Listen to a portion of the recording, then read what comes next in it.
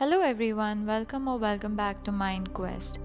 Today we're going to talk about spiritual bypass. Have you ever noticed how, when something painful happens, we often rush to say, everything happens for a reason, or just stay positive, it'll pass? While these phrases sound comforting, sometimes they are not really assisting with healing.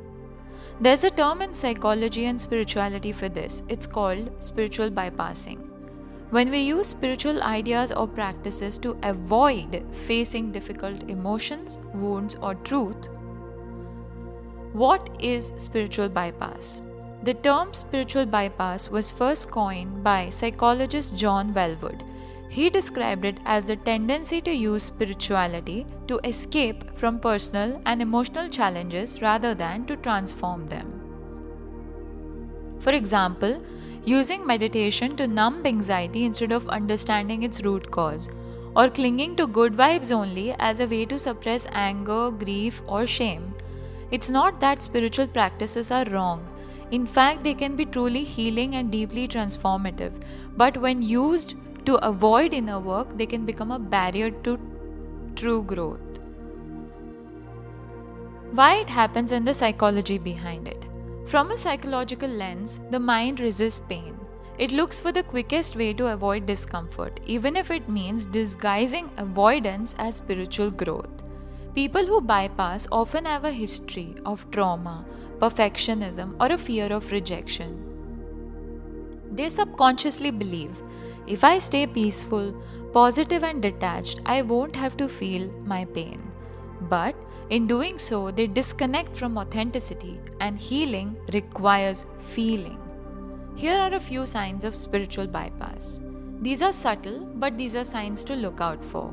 Using affirmations or positivity to suppress sadness or anger. Overemphasizing detachment, saying I don't care anymore when it's actually deeply hurtful. Avoiding conflict in the name of spiritual calmness. Dismissing others' pain with phrases like it's just their karma. Seeking constant transcendence without grounding in daily human emotions. These patterns don't mean you're doing something wrong, they simply mean your soul is asking for integration and not avoidance. The cost of spiritual bypass. When we bypass, the pain doesn't disappear, it hides. It seeps subconsciously into relationships, into self-worth, into the body. Unprocessed grief can turn into numbness. Suppressed anger can become chronic fatigue or resentment. Unacknowledged sadness can manifest as apathy or disconnection. True healing means making peace with the messiness of being human. It's raw and it's real. It's not always love and light. Sometimes it's shadow and integration. The path to awareness and integration. How do we heal this? Radical honesty. So allow yourself to admit when you're hurting, when you're lost, when you're confused. Feel without judgment. Emotions are energy. Let them move through you. Integrate, don't escape. Meditation, yoga, or prayer or spirituality should connect you to your humanity, not detach you from it.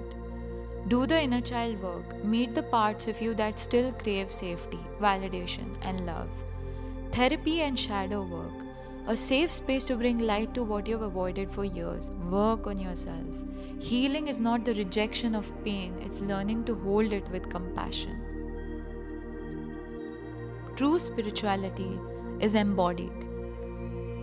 It honors both the soul and the psyche. It invites you to breathe through discomfort, to stay present with your emotions, and to see divinity in your humanness. This is something that all of us go through, and it's so subconscious we don't realize we're doing it. So, as Carl Jung said, one does not become enlightened by imagining figures of light, but by making the darkness conscious. When we stop bypassing, we begin to become whole. So the next time you feel pain or confusion, instead of rising above it, try sitting with it. Breathe, listen, let your emotion teach you. Because healing doesn't mean escaping the storm, it means learning to dance in the rain.